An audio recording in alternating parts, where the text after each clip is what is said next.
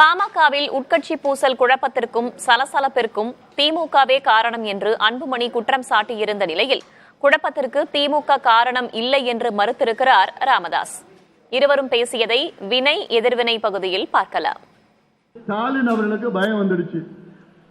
தமிழ்நாட்டில் அடுத்த வருகின்ற தேர்தலில் ஒட்டுமொத்த வன்னியர் சமுதாயம் திமுகவுக்கு ஓட்டு போட மாட்டாங்கன்னு முடிவாயிடுச்சு.